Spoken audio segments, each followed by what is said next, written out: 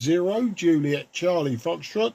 Very good evening to you, old man. My name is Mark. That's Mike Alpha Romeo Kilo, and I'm in Sidcup in Kent, so about 20 kilometres southeast from the city of London. I'll give you a report on the next over. Back to you. Oscar Zulu 0 Zulu Mike 0 Juliet Charlie Fox. Roger that, Mark, roger that. You're booming in here to Copenhagen this evening. I think we have a very nice e-skip today. So you are 5 and 8 here, solid 5 and 8 with barely little QSB, almost no QSB. The name is Preben, Papa Romeo Echo, Bravo Echo and November, and the location is Copenhagen, over. Thank you, Preben, and thanks for calling in. I was beginning to wonder if there was any sporadic E this evening. It's very, very quiet on the band. I can hear many South American stations, Argentina, Brazil, Uruguay, etc., which is normal for this time of the evening, but I wasn't expecting any sporadic E. But you're 5 and 6 to me, Preben, 5 and 6. There's not much QSB on your signal either. Good strong audio as well. I'm using tonight a Yaesu Fox Tango 757 Golf X-Ray. I'm using just 50 watts from the radio, and the antenna's quite simple, just a 5/8 wave vertical antenna. So how'd you copy all of that, Preben? Back to you, OZ0ZZ. This is M0JCF. Roger that, Mark. Yeah, I see they're working pretty well for you. I don't have that many stations here on 10 meters. I have a few from South America. That's quite normal this time of the day. I think I have them almost every single day unless we have a heavy solar flare. Not that many sporadic E stations here. I was just listening around on 11 meter, and I could see there was a lot of UK stations booming in here, so I would expect a little more traffic up here at 10, but well, not that much today. Working condition here is also a Yaesu. It's a slightly newer model than the 757 you have. It's a FTDX 101 Delta. I'm using a high headset, running 100 watt today, and the antenna is a 4-element home-built quad antenna, Mark, over. Oh, 4-element quad. It's we were just talking yesterday with somebody. I think it was an Italian or a Frenchman, either or. But he was saying about the quad antenna that he was using, and I was saying I'm just using a vertical, but I may replace my 2-meter 9-element beam with a 2 or 3 element 10-meter beam, and he recommended the quad as well. And you know, I'm speaking to so many hams just lately, Preben, that are using those quad antennas. Tell me, I think you said it's home built. Is it a wire antenna? Are you using wires, or is it aluminium, like a fully aluminium construction? Back to you.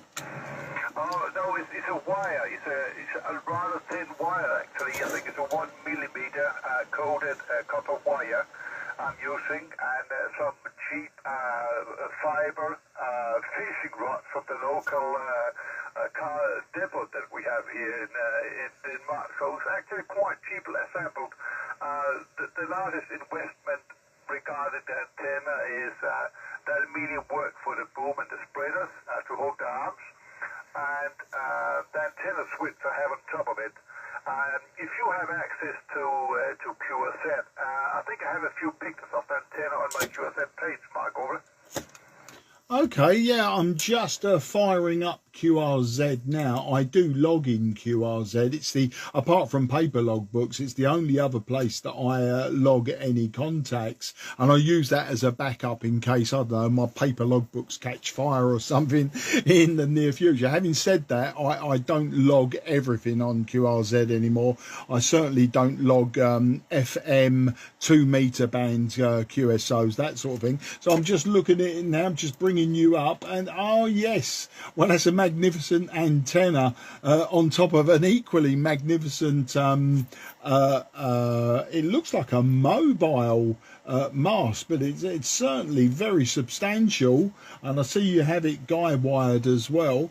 Yeah, I can't really have a mast here. My station manager, and I do sort of agree with her, she thinks I've got enough aluminium and copper in the sky on the back of our house at the moment, and so you know it's going to be a compromise. I think I'm going to take down the 9-element 2-meter beam, which is on a pole, on a rotator, high up on the back of the house, and you know she really hates that one. And my idea of thinking was, because I don't use it enough on 2 meters SSB, to remove that and just to put a 2-element beam for 10 meters, and then as we come out of cycle 25 I was going to maybe replace that with a 15-meter band beam.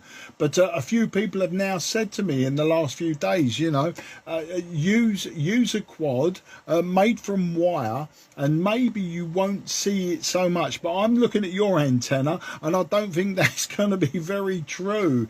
Tell me, are the spreaders made of fiberglass or some other material? Back to you. Yeah, the arms are made of a cheap fiberglass telescopic fishing rod. They're actually quite cheap here. I think I paid like, what would that be in pounds? Around 10 pounds each or something like that. They're 6 meters. And I cut them to length, so I dropped the bottom part and the 2.5 upper part or something like that to have a stiff rod for the house, because I have it, as you can see in the pictures, I have it multi-band. That means I also cover 20 meters, 17, 15, 12, 10 and 6 meters on the same beam, so it is rather big in the garden. I agree on that. Before that, I have had a 4-element 10-meter only quad, and also I have one for 11 meters, and they are not that big. But if you're looking for something horizontal, you could have a look at the Bambi. That's a 1-element loop or 1-element quad that actually works pretty well, and doesn't actually seem about to die when you have it up in the mast. It's very tiny. That could be a nice option for you, Marco. Yeah, well, you know what? I tell people this all of the time, Preben. I'm a very lazy antenna man. Very lazy. My HF antenna for everything below 15 meters is just a long wire antenna, a random long wire as well. It's not resonant really anywhere. It's 27 meters long and about I don't know, 3 or 4 meters above the ground. But I've always had random wire antennas ever since I was a kid, back in the early 70s when I started in the radio game. And yeah, and I've always just used them. As I say, I'm very lazy. The 2-meter beam and the 2-meter collinear, 2 meter 70 centimeter collinear, obviously commercially made. The 5/8 wave that I'm using now is a commercial antenna. I think it's very common. It's a CB radio antenna.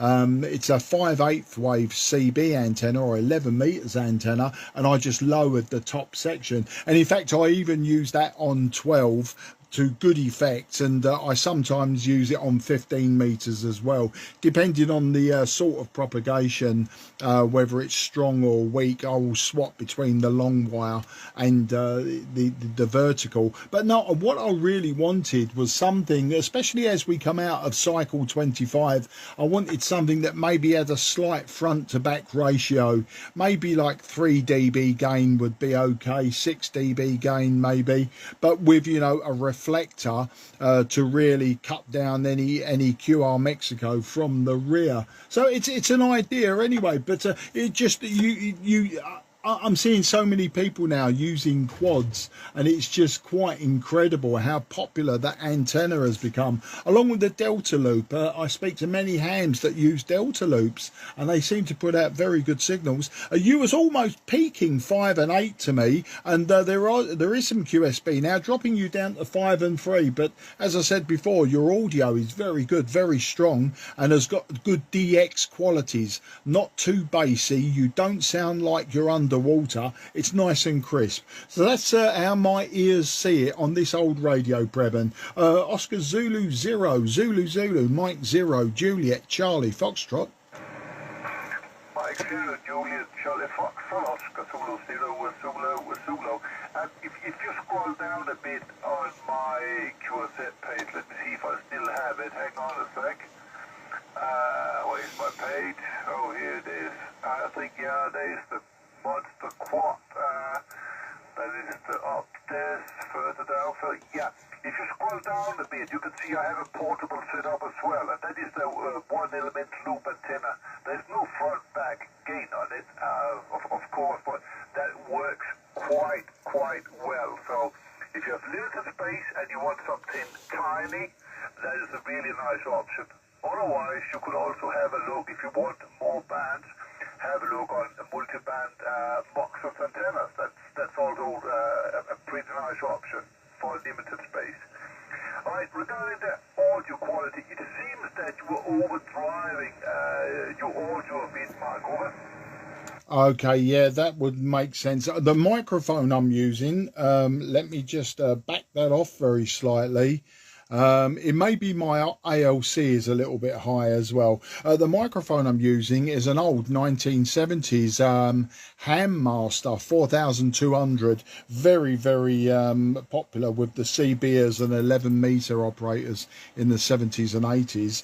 And I found myself actually sometimes it's got too much gain for this radio, really, because it wasn't designed for this radio, and you know, you have to have the gain backed right the way off. And also I've got a very loud mouth on me, and I was maybe far too close, so I moved the microphone away. I'm just backing off the gain slightly. I don't know if that's any better. I'm just seeing now my peak power is around 40 watts now, now that I backed it off slightly. What I could do is maybe increase the mic gain on the radio itself. I won't mess around for what we're doing, you know. The difference between 40 and 50 watts is absolutely negligible. But yeah, I just if you can give me a report on that, because if no one ever tells me, I never know. And sometimes you only have to nudge the volume control on this microphone just a tiny amount, and it tends to then go in overdrive, especially on AM. On AM, you barely have to have it in the on position. Beyond that, the AM becomes unintelligible. So how does that sound there, Preben? OZ0ZZ M0JCF. Yeah, that's much better when you backed off a bit. Much better. Just spinning around a bit on the filter mesh, which is very new.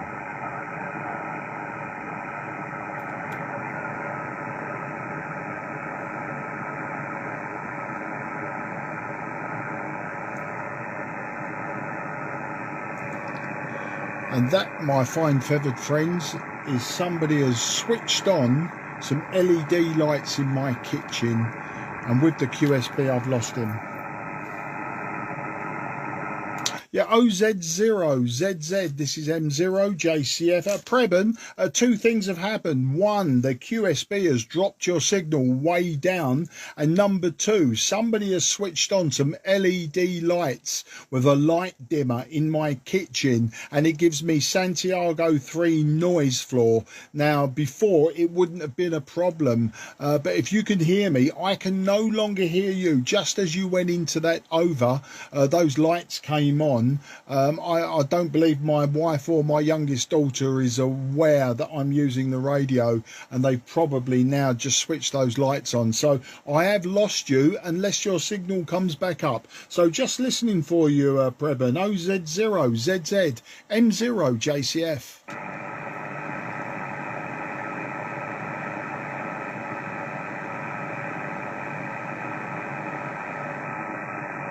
Okay, nothing is heard.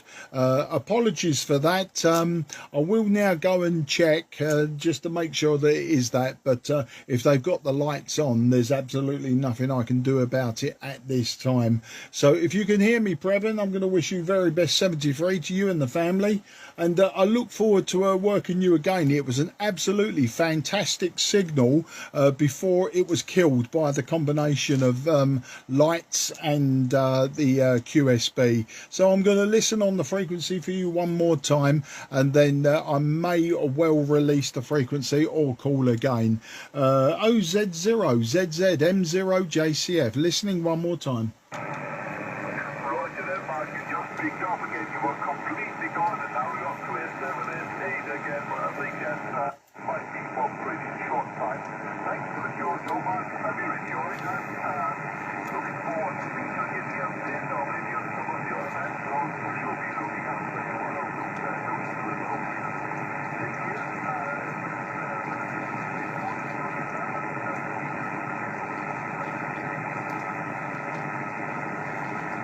Yeah, Preben, I got your final over. You came up also. You came up to about a 5 and 4. As I say, my LED lights in the kitchen give me Santiago 3 noise floor. So once you dropped again into that, I lost you. But I do appreciate it. It was a great ragchew, a good QSO. A 73, take care. QRZ, anyone else on this frequency want a report from M0JCF? Okay, nothing heard at this time. M0JCF is QRX. In the meantime, this frequency is clear for use. This frequency is clear for use. Thank you.